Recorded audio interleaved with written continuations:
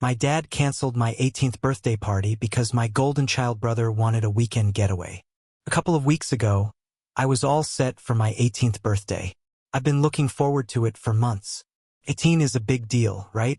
I had this whole plan with my friends. We were gonna hang out, maybe go to the movies, grab some dinner. Nothing too crazy. It was supposed to be simple but fun. Plus, my dad had agreed to pay for everything, which was nice. My little brother Matt is 15 and my dad's favorite. It's no secret. He's been my dad's golden boy ever since our mom Sharon passed away from cancer a couple of years ago. Matt can basically do whatever he wants, and my dad just goes along with it. Meanwhile, I'm the one who's expected to deal with it. So, the day before my birthday, everything's fine. I'm excited. My friends are texting me. We're talking about what we're going to do.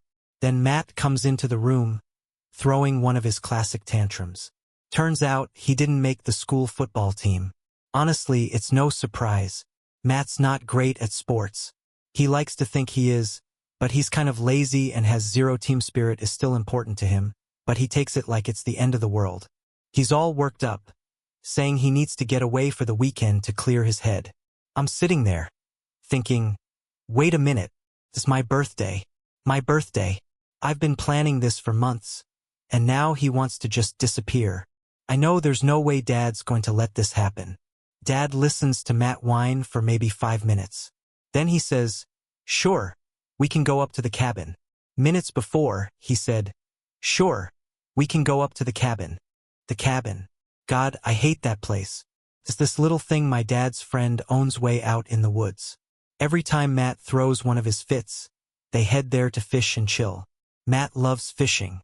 Him and my dad both. I've never been a fan of the woods or anything outdoorsy.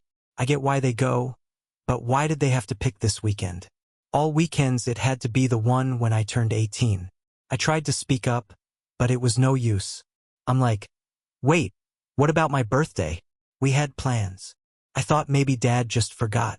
Maybe he'll realize what's going on and be like, oh yeah, your birthday. We can do both. But nope. Matt started saying how he really needed this trip and how he'd had such a rough week. Dad just ate it up. That's when I tell them both there's no way I'm staying home by myself on my birthday while they go on some stupid fishing trip. This happens all the time. Ever since Mom died, they've been running off to the cabin, leaving me at home to deal with everything by myself. I usually don't mind staying home alone. It's kind of nice, to be honest. But on my birthday, no. Just no. Matt, being the selfish little brat that he is, says he doesn't want me to come. He straight up tells Dad that if I'm there it'll ruin his trip because he doesn't want to deal with me. Dad agrees with him. It's like I'm invisible to him. He doesn't even bother to ask me if I want to come. He just takes Matt's side. That's it. End of discussion. I'm fuming. I tell Dad that if he doesn't let me have my birthday plans, I'll just invite my friends over. I'm not letting you stop me from having my birthday plans. I'll just invite my friends over anyway. What's the worst that could happen? Dad says I'll lose my college fund. I'm supposed to start college in a few months, so I can't risk that. It's not like I have any other way to pay for it. I'm stuck. I have no choice but to cancel my birthday. I ended up spending the entire day alone while they drove off to the cabin. No party, no friends, just me and my phone. My friends texted happy birthday, but it wasn't the same. I spent most of the day feeling sorry for myself, and I even cried myself to sleep that night. I know it sounds dramatic, but it really sucked. I just wanted one day to be about me, and Matt couldn't even let me have that. The worst part is that Dad didn't even care. He didn't care before they left. He tried to make it better by saying we could celebrate when they got back. He was like, we'll have an even bigger party next weekend. I'll give you more money for it. But I didn't want more money or a bigger party. I just wanted to spend my actual birthday with my friends like a normal person. But that was too much to ask. By the end of the day, I was just tired. Tired of always being I was tired of being the one left behind. Tired of Matt always getting his way. Tired of my dad acting like my feelings didn't matter. This wasn't the first time something like this had happened. It's been going on ever since my mom passed. Whenever Matt wants something, he gets it. Whenever I need something, it's like I'm told, oh, you'll be fine. You're old. You're older. You can handle it. But being older doesn't mean I don't need anything. It doesn't mean I don't want to be treated like I matter. I don't want to be treated like I matter. I get that Matt's younger and he's more like Dad. He's into sports and fishing and all that, but that doesn't mean I'm irrelevant. It doesn't mean I'm just an extra person in their lives who they can forget about when it's convenient for them. I know it sounds petty, but I couldn't help thinking about how different things were when Mom was still here. My mom was the one who kept things balanced. She didn't let Matt get away with everything and made sure I was included. Now that she's gone, everything's changed. I get it. Dad's probably still grieving in his own way. But it feels like he's using that as an excuse to just focus on Matt and ignore me. That night, lying in bed, I couldn't stop thinking about it. I kept going over all the times Dad put Matt first, and all the times I was pushed aside made me angry. I was angry at Dad and Matt, but also at myself. I kept thinking, why don't I stand up for myself more? Then I remembered why. Whenever I do, Dad threatens to take something away, like my college fund. I can't afford to lose that, so that's why I ended up spending my 18th birthday alone. Angry. I was left wondering if things would ever change. I was wrong. The next morning, I woke up feeling just as bad as I had the day before. You know that feeling, when you just don't want to get out of bed because everything feels pointless? Well, that was me. Then, out of nowhere, the doorbell rang. It was early. Way too early for anyone to be visiting. Especially since my dad and Matt were gone and I hadn't invited anyone over. I was half asleep and didn't expect anyone important to be visiting. But the doorbell kept ringing. I got out of bed, threw on clothes, and shuffled downstairs. I thought it was probably just a delivery guy. But when I opened the door, I was shocked. It was my grandpa Walt, sitting in his wheelchair with his nurse. I stood there for a second, processing it. I hadn't seen Grandpa in a while, and he never just shows up without telling us first. Especially not since the accident. For those who don't know, Grandpa's in a wheelchair because he lost both his legs in a car crash a couple of years ago, not long after Mom passed away. It's been tough on him, and we don't get to see him much anymore since he lives out of state. The last time I saw him was last Christmas, and even then it wasn't the same.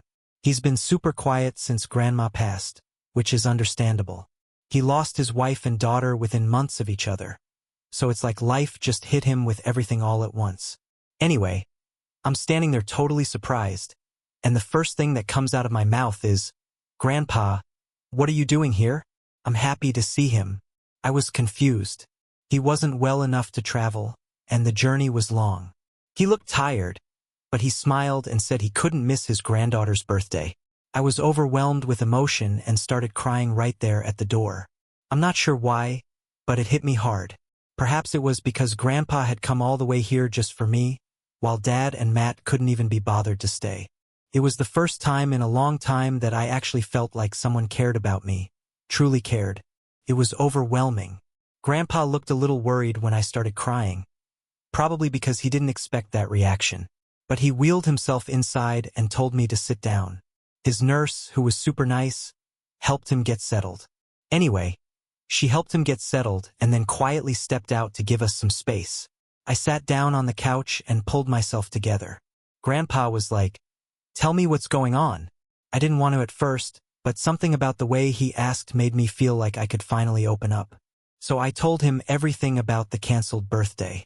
I told him everything about how Dad and Matt treat me and how things have been since Mom passed. Grandpa listened, didn't interrupt, didn't try to make excuses for Dad or Matt. He just let me talk.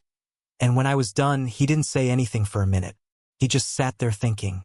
I could see he was upset, but he wasn't the type to get angry easily. I knew this was important to him. It was clear that this was really bothering him.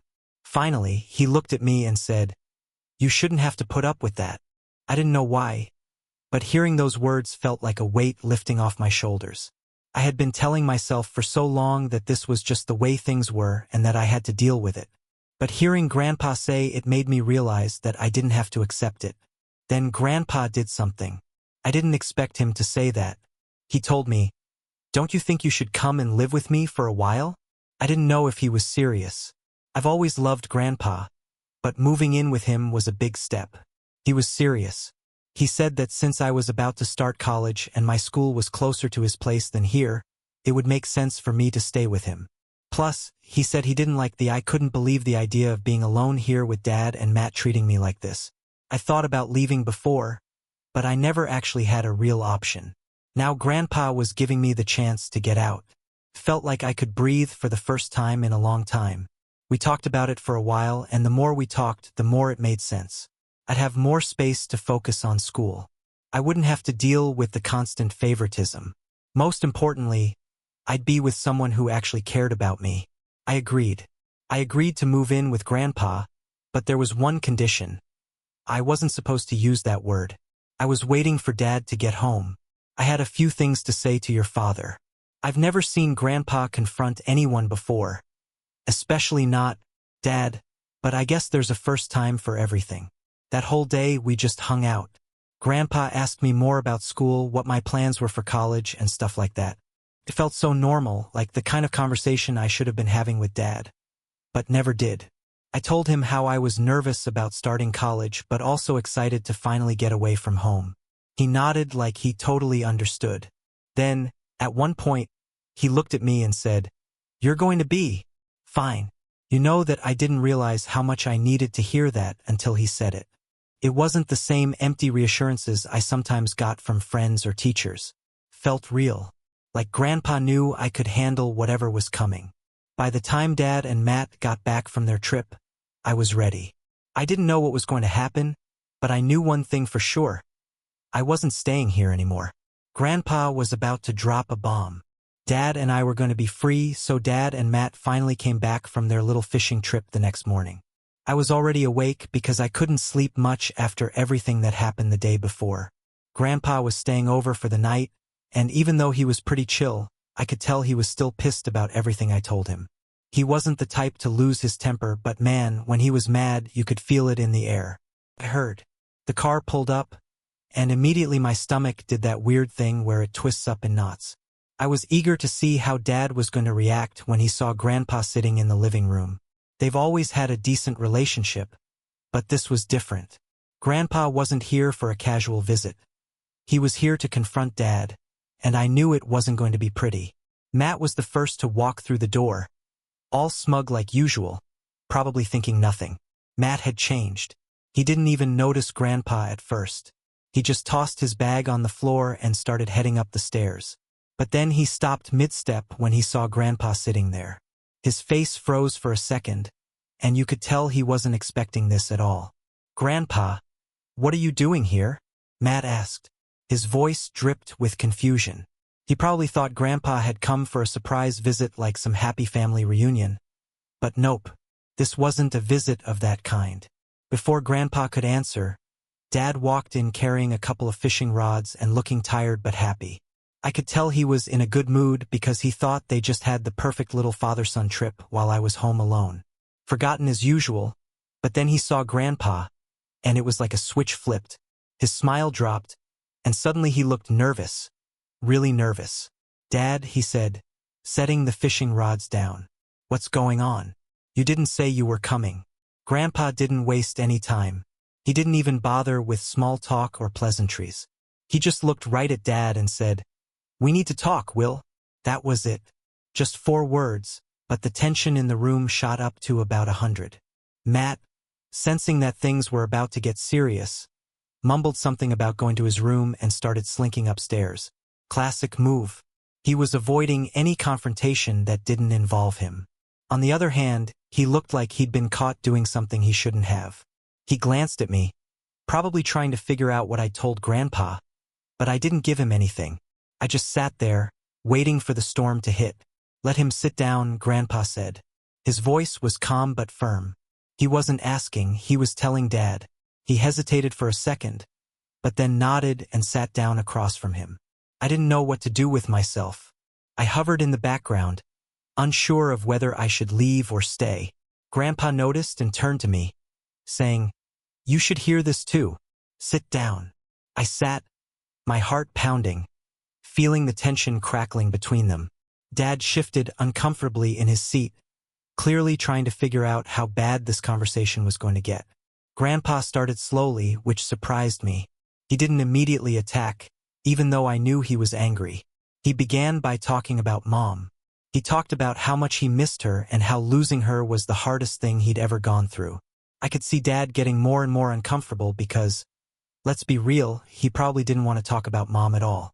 Then Grandpa shifted gears. He said he was there because he'd been hearing things about how I'd been treating your daughter.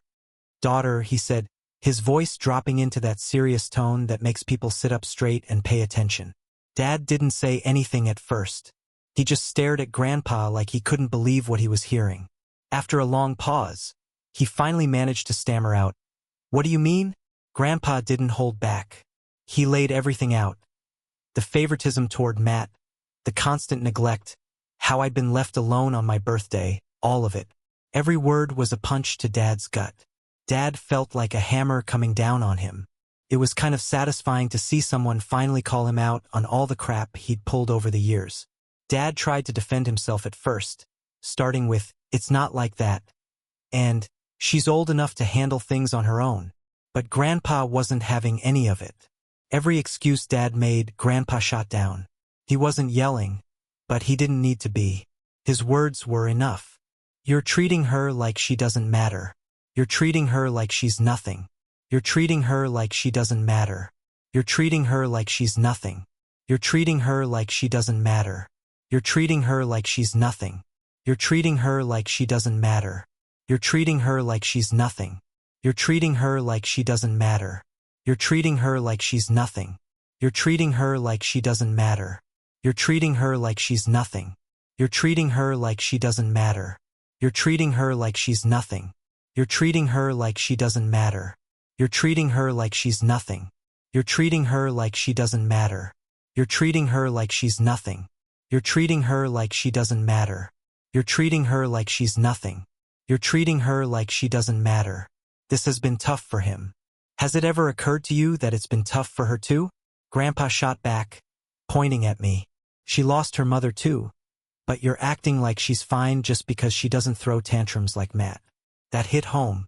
I could see it in Dad's eyes. He knew Grandpa was right, but instead of apologizing or admitting he was wrong, Dad just sat there staring at the floor like a kid who'd been caught doing something bad, and then Grandpa said something that surprised both of us. He said, "I'm taking her with me." He said she's going to live with me until she starts college. She doesn't need to stay in a house where she's not treated like family. Dad looked up, shocked. "You can't just take her," he said, his voice shaking. "This is her home," he said. "No, it's not," Grandpa said. His voice was cold. "It was never her home." I was sitting there, feeling a mix of emotions. I felt a rush of emotions. Relief, fear, excitement. It was all hitting me at once. I wanted to go with Grandpa.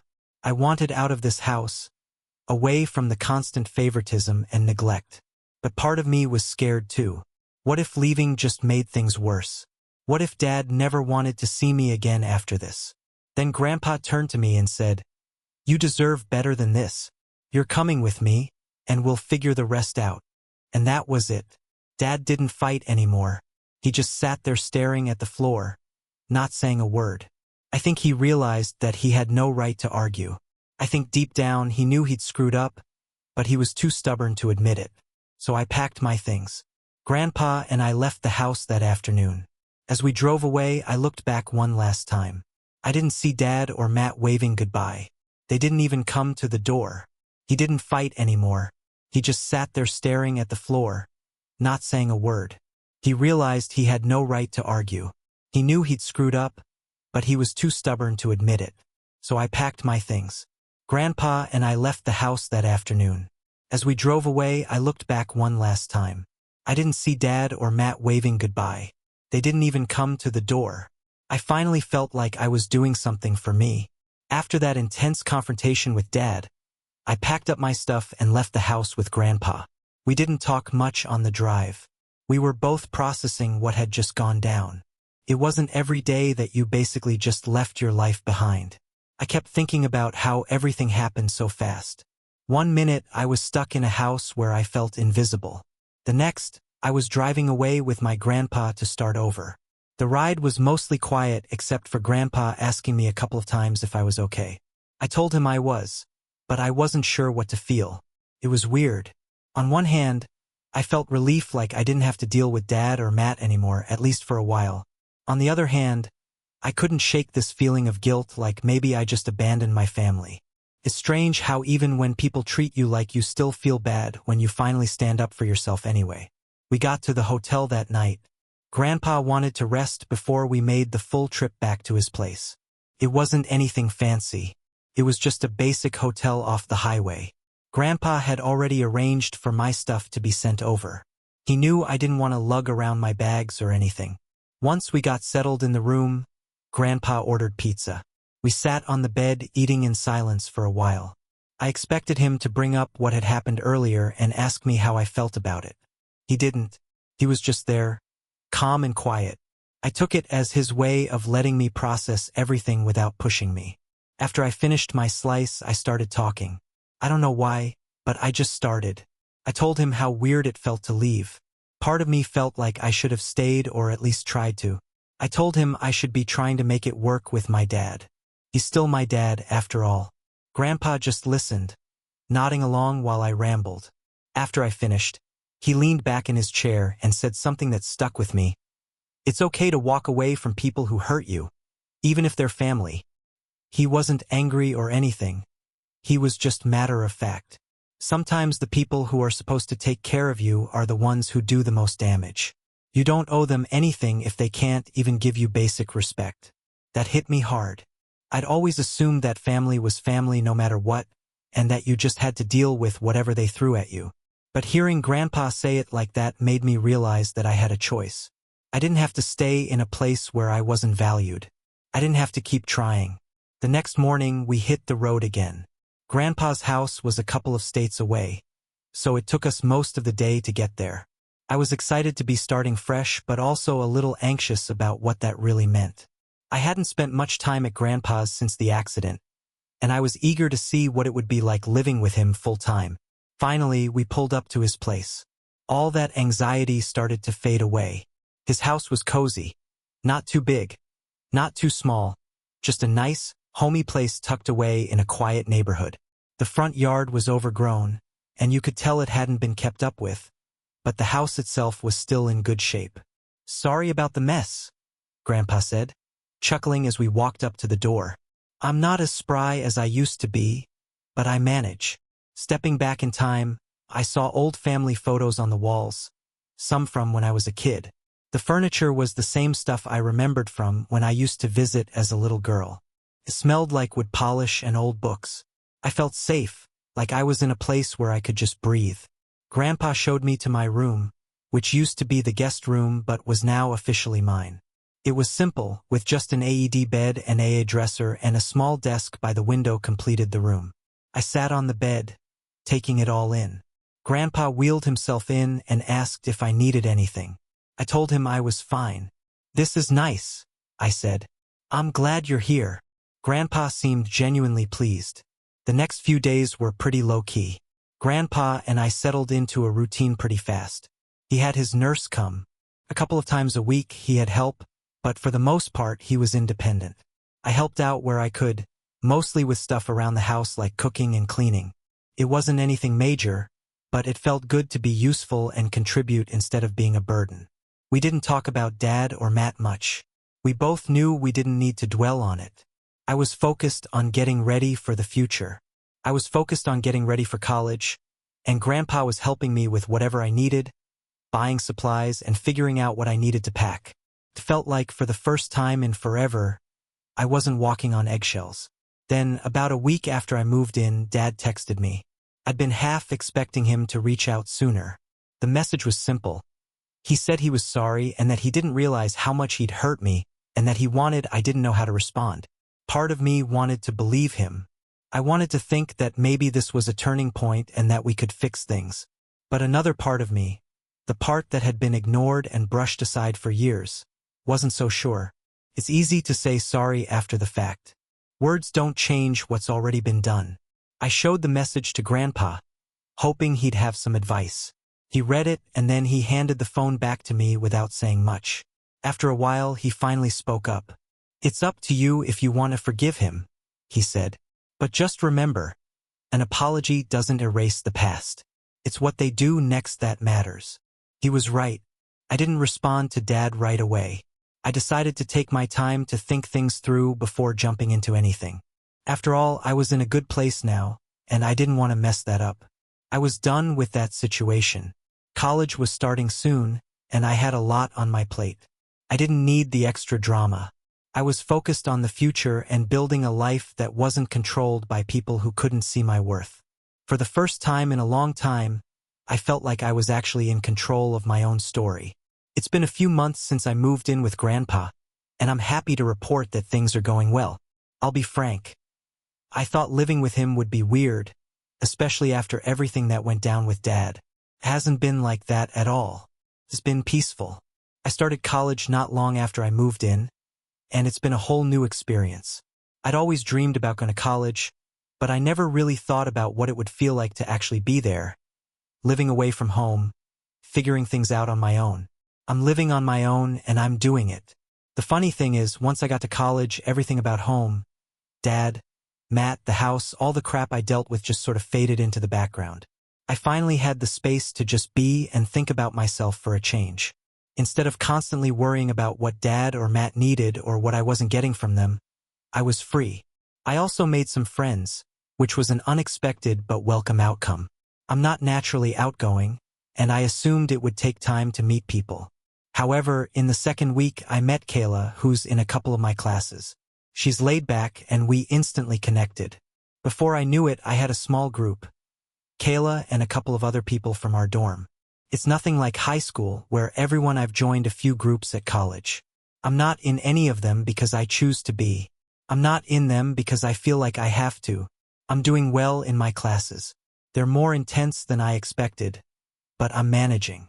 My grandpa is helping me stay grounded. He calls me a couple of times a week to check in. When I go back to his place on weekends, he's always there, ready to listen if I need to vent about anything. It's been nice having that stability. I didn't realize how much I needed it until I got it. Of course, life isn't perfect. About a month into school, my dad texted me again.